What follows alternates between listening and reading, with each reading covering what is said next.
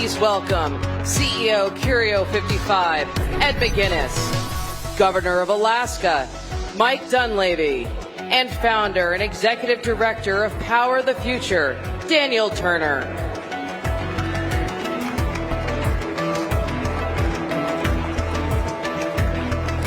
I'm here. Oh, you're here? Oh, wait. There we go. So I think you're like, Governor, you're in the middle. It's like We've got a dating game. Great to be with you. Hello, CPAC, and thanks for joining us on this panel about energy. An expression I say often, energy is everything. First thing you did this morning when you woke up required energy. You probably turned off your alarm, you took a hot shower, you looked at your phone to see what President Trump did during the night, you brewed some coffee, and the very last thing you will do tonight before you go to bed requires energy. Turn off the light, set your alarm. Energy is everything. And as President Trump says, if we're going to enter into this golden age of America, we are only going to do so with affordable, reliable, abundant American energy. So it's great to have a panel to talk about this with two gentlemen who don't just love energy, but because of that, they love humanity. I'm with Governor Mike Dunleavy, the 12th governor of the great state of Alaska. Thank you. And Ed McGuinness, who's the CEO of Curio, one of the most innovative nuclear companies in the country and in the world. And we're going to talk about energy. And Governor, if you don't mind, I'm going to start with you. So January 20th, plethora of executive orders. And yet Alaska got its own. Pretty remarkable. The first state to ever get its own executive order. Why was this necessary for Alaska? What happened? Well, President Trump, for many reasons, has always had an affinity for Alaska, even in his first term. But he sees us as a solution to many of Americans' problems. As many people know, Alaska was purchased from Russia in 1867 because of its resources. Vast amounts of oil, vast amounts of gas, vast amounts of minerals, 49 of the 50 rare earths, millions of acres of trees, fish, the list goes on and on and on. And we've had a difficult past with some administrations. President Trump came on the scene, understood its importance to the world, the U.S. and the world. And when he came back here on November 5th, I got to tell you, November 5th, I don't know about you, but it was like Christmas for me, and I'm 63 years old. So, I mean, I was hopping all over the place.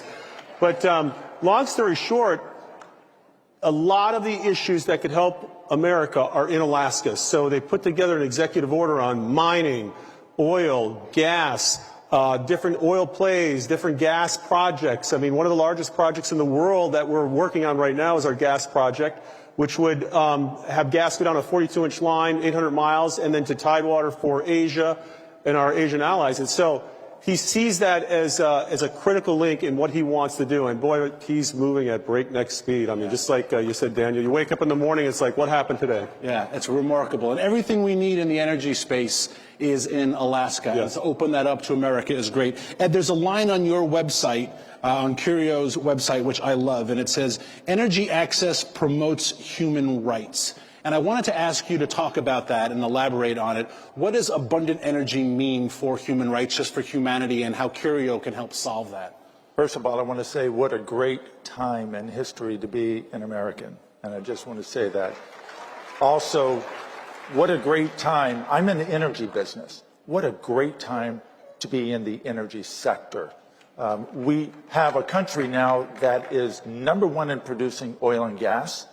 And we need to do the same thing for our other key energy sectors, including nuclear. And as Daniel said, we need affordable, robust, reliable electricity that is accessible to all. We need that fuel to drive this agenda for this country, realizing the full abundance of energy resources we have in this country. The days of taking highly valuable material, whether it's oil and gas, with the shale revolution, the way we've shown how we can tap that, or nuclear, where we're throwing away perfectly good, highly valuable nuclear fuel just because of international government policies. The day to start maximizing our energy resources in the United States is now. And we need to reshore our nuclear infrastructure just the way the oil and gas industry brought themselves back from the days of the 70s with a slow decline, the supposed peak oil, and then industry came in and innovated and found a way to tap through in that shale through directional drilling, through hydraulic fracturing. Now we are the #1 producer in both oil and gas. We can do the same for nuclear, but I can assure you right now, Russia and China are eating our lunch internationally on nuclear, and the implications go beyond civilian. It's time for this country to really snap out of it and whip our nuclear infrastructure and fuel cycle back into shape. Back into shape. You know, we just finished 4 years of Scranton Joe. And you are Scranton Mike, if I can call you that. You're from Scranton originally. I'm the other guy. You're the other Scranton guy. But you both look at energy, and it comes to blue-collar jobs, working Americans. You see it very differently. Why is our vision, the conservative vision, why is your vision, especially for Alaska, so much radically different than Joe Biden's? Because I think President Biden seriously was hijacked by extreme environmentalists in his term. We both grew up in Scranton. We heated with coal when I was a kid. We took out the ashes. We had anthracite coal. Anthracite coal was Scranton was the anthracite coal capital of the world, built this country. But we were not rich, and that's the thing about energy. You know, in Alaska, we build policies for the single mom with 3 kids, and that includes energy and accessibility energy. But I don't know what happened there with President Biden. There was a time I think he was pro-energy, but again, I believe he was hijacked. And the past 4 years for Alaska has been nothing but brutal. I mean, executive order after executive order. We had 66 to 68 what we call sanctions put against Alaska by our own federal government. Those were more actions, more sanctions put against us than put against Iran or Venezuela. So, in essence, our own federal government, our own federal agencies were at war with the state. The very state that was brought into the Union in 1867, purchased from Russia for our resources and our energy potential. And so, again, I believe President Biden was hijacked by the environmentalists. There was a social engineering program that was foisted on the backs of this country. And boy, oh boy, I guess the sun rose again on November 5th. That's all I can tell you. It's like Christmas every day now. Absolutely. You know, and Ed, you were just saying how Russia is eating our lunch when it comes to nuclear. And one of the things that President Trump talks a lot about is artificial intelligence. Signed an executive order on it. And projections say that we need 2 to 3 times the amount of electricity production to win the AI revolution. What's the role you see of nuclear so that China doesn't eat our lunch when it comes to artificial intelligence? Absolutely. We have a key role. That's why you see some of the big tech companies now investing in nuclear. We want to complement what oil and gas is bringing to the table. And our nuclear power systems can provide what we call behind-the-meter power dedicated for these data centers.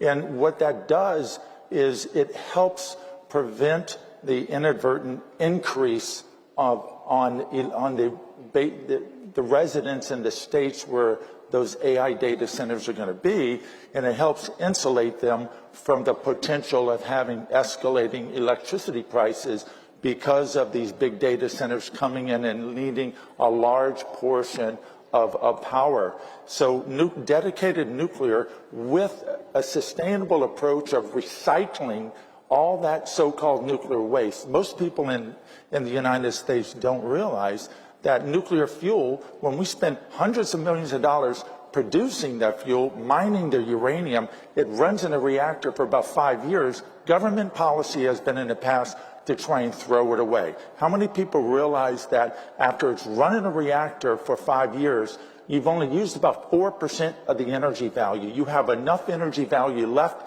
in that used nuclear fuel to meet U.S. electricity needs for 150 years. So we need to stop throwing away this material. It's like buying a beautiful Cadillac Escalade and driving it for a month and then throwing it away. I don't think those would like that. No. So I think that we need to be common sense again, and we have to maximize our natural resources, recycle this material, and Russia recycles, and they end up dominating the fuel supply market in isotopes. So I'm confident that if we get the nuclear sector on a good footing, like oil and gas, and we can do it, they will be able to respond to the AI data centers and increased demands on our finite grid. And government policy has driven a lot of these problems. And It is primarily a function of government policy, nonsensical, and policy that's not looking out for the residents but of the states, but really focus on international issues having nothing to do with the benefit of the bad government policy has ruined a lot of rural America, and that's why I started Power the Future, for those energy jobs, coal miners in Appalachia, rural energy jobs where bad government policy, radical green policy comes in and destroys their livelihoods in their towns. And Alaska has a lot of rural folks, and what do energy jobs mean to rural Alaskans? It means everything. In Alaska, most of our energy plays and our mining plays are in the rural parts of the state where our indigenous people live. My wife is an Eskimo lady from north of the Arctic Circle. My 3 daughters work in the largest lead zinc mine in the world at Red Dog Mine, an engineer, logistics officer, and a buyer. So when you close down an energy play or a mining play in Alaska, what happens? Those people don't get the opportunity to work. The local areas don't get the revenue. You offshore that to someplace like China. You embolden child labor. You embolden dictatorships. You embolden really wrecking the environment. And America loses. We offshore everything, all opportunities. In Alaska, this is an interesting stat. Since oil production began on the North Slope, our Inupiaq Eskimo folks on the North Slope where the oil comes from, their life expectancy has increased by 14 years in research that's been done. That is the greatest increase in life expectancy of any group in the United States of America, and that was due to oil production because they could then finance clinics, better runways, better schools, doctors, you name it. And so resource development, oil production isn't just good for us, it's good for everybody, and it's good for the entire world, to be honest with you. Yeah. And it's good for those jobs in rural communities that don't have alternatives. Absolutely. As we run out of time, Ed, a final thought that you think our audience, I mean, these are people that get stuff done, right? If you want to leave a message with this audience, this group of patriots, what should they know about nuclear going forward? Nuclear is in a position to help us truly achieve energy dominance in the United States and globally. Just like oil and gas, nuclear is not just a domestic issue. When we develop our own independent capability in the nuclear sector, that has global implications. Right now, shockingly, we have almost all of our nuclear fuel provided by foreign suppliers. Which is insanity. Russia still, to this day, provides well over 20% of our nuclear fuel. We need to rebuild our domestic nuclear sector, and we know how to do it, and it's time now. And with this president, in this unique moment in history, we're going to do it. And how much of these materials can be found in Alaska? Same deal, Governor. A final word for this great audience of what your state can do for the country, for the world, for peace. So much more. I mean, we have uranium finds in Alaska that we can commercialize and assist with the industry. We have, as I mentioned, oil, gas, you name it, all of the critical minerals, all of the rare earths that we need to make sure that we have our technological approach not offshore anymore, but kept here in America. And I would say this. I want to leave the audience with this thought. You know, George Washington founded this country. Abraham Lincoln saved this country. I think history is going to show that Donald Trump will be the most transformational president we've ever had. And the next 4 years are going to be a golden opportunity for the United States of America. Yeah, it really is. We don't need to buy oil from Venezuela or Iran. We don't need to buy it from the Saudis. We don't need to get critical nuclear materials from the Russians. We don't need to look to the Chinese for our cobalt, for our uranium, for our nickel, or so many of the rare earths and metals and minerals that are found in Alaska. We are entering this golden age of America. It's going to be remarkable. I marvel to think, with these last couple seconds to say, I marvel to think if we were here, but November had gone differently. The freak show of cabinet members we'd be talking about, the executive orders towards us, punishing you for just trying to bring Americans abundant energy. Yes, the entire nation would have entered, I think, a dark period of time. And really think about it. It would have been just 4 years, because if there was a re-election, we would have 8 years of this, and we probably would have never gotten out of it. So thank God the election went the way it Thank God for November. Absolutely. Yeah, and thank God for our energy workers who are right now working in oil, gas, coal, and nuclear. They're powering everything. Energy is everything. And again, the last thing you'll do at the end of the day requires energy. And God bless the men and women who work in this sector tirelessly, that they have an advocate in President Trump, and they have an advocate in and a champion in these two great men as well. So thank you very much, and God bless. Thank you, sirs.